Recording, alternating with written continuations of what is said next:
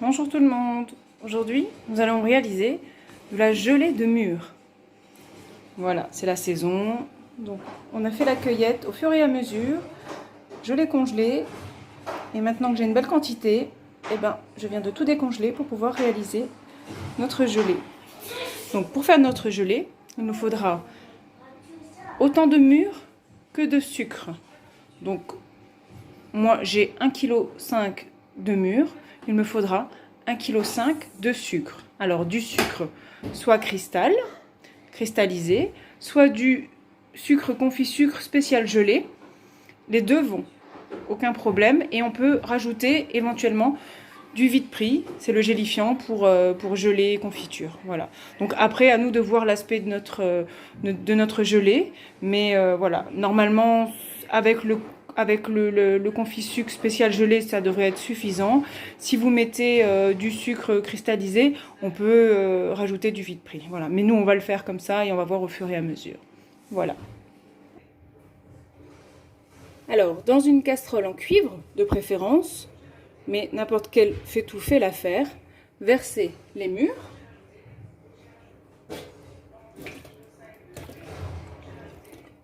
Donc pour 1 kg de mûres, 1 kg de sucre. Donc moi j'ai 1,5 kg, je verse 1,5 kg de sucre par-dessus.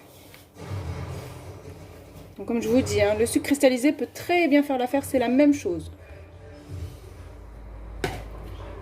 Le sucre cristallisé, si vraiment c'est pas assez, si vraiment la gelée n'est pas assez épaisse, on rajoute juste du gélifiant. Mais le fait de mettre du sucre spécial pour geler, on va dire que ça aide un petit peu, mais c'est pareil. Donc on allume le gaz, feu doux, feu moyen, et on laisse fondre le sucre sur le fruit tout doucement, en surveillant et en veillant à ce que le fruit ne colle pas à la casserole. Voilà.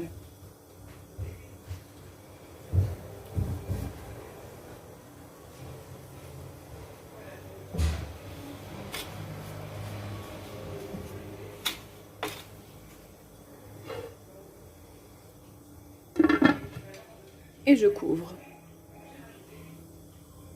Je pense qu'on peut attendre 10 petites minutes, 10 à 15 minutes pour avoir les premiers bouillons, tout en surveillant et en remuant si nécessaire. On remue au fur et à mesure et on s'assure que le fruit n'accroche pas à la casserole.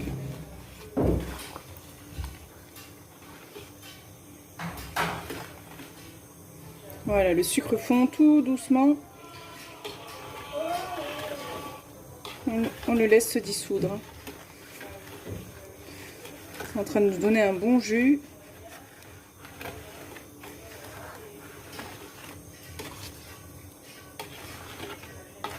Voilà.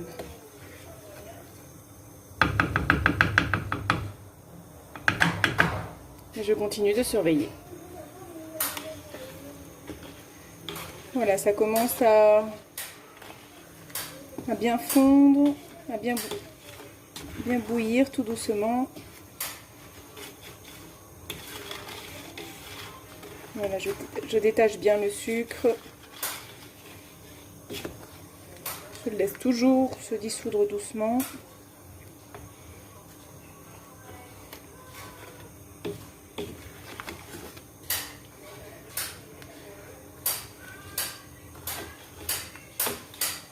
Et on continue toujours la cuisson.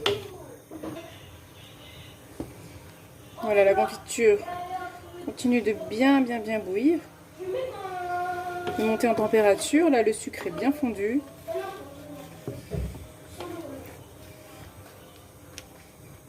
Donc, je continue de remuer pour que tout le fruit redonne son jus.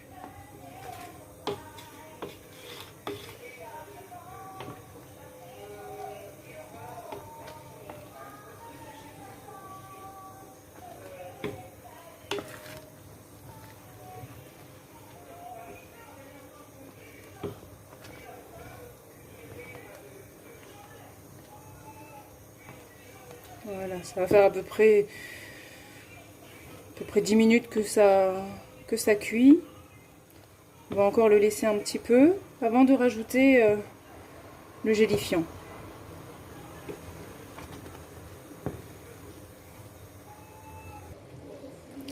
Voilà, ça fait à peu près 15 minutes et plus que la confiture mijote. Et le fruit est vraiment fondant. Donc à ce niveau, je coupe. À l'aide d'un tamis, on va retirer tout l'excédent de fruits. Je prends une écumoire et simplement, je le verse dans le tamis. Comme ça, le jus du fruit s'écoule. Je retire grossièrement tous les fruits, les grains. Je pourrais le passer aussi complètement au tamis pour être sûr de n'avoir plus aucun grain. Mais bon, je ne recherche pas non plus la perfection. Je trouve quand même qu'une gelée avec quelques grains de mûre, c'est un peu plus authentique. Voilà, c'est une question de goût. Mais tout, vous pouvez vraiment tout passer au tamis. Voilà. Et là, je récupère l'excédent de jus.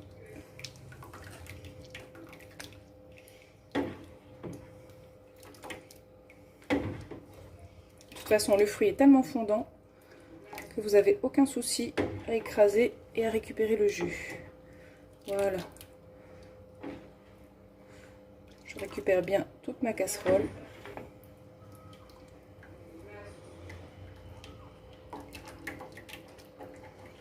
Déjà une belle couleur de gelée. C'est déjà une bonne odeur, une bonne couleur.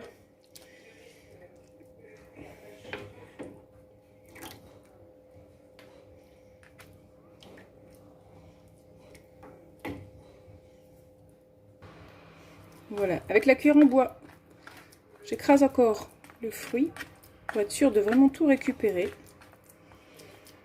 Voilà, et je renouvelle l'opération jusqu'à ce qu'il n'y ait plus de fruits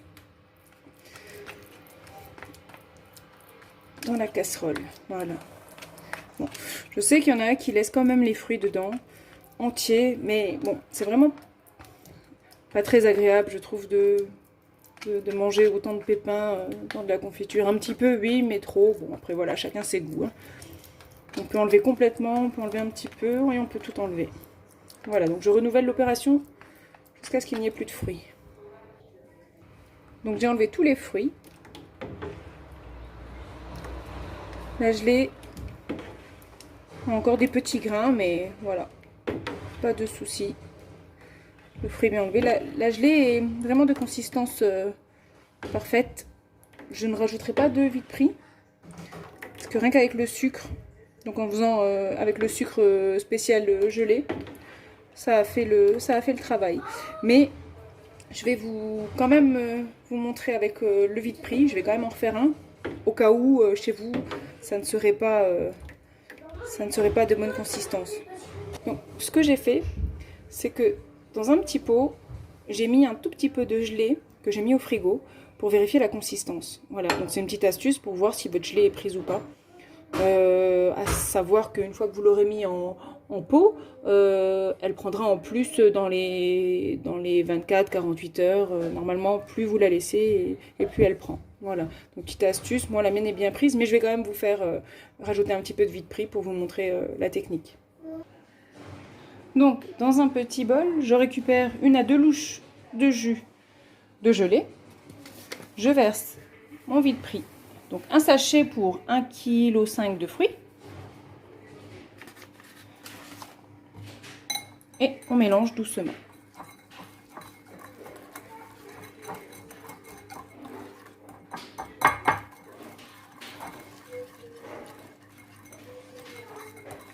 Voilà, ça se remue assez facilement. Hein. Donc je remets cette préparation dans ma marmite. Voilà, je reverse ma préparation à l'intérieur.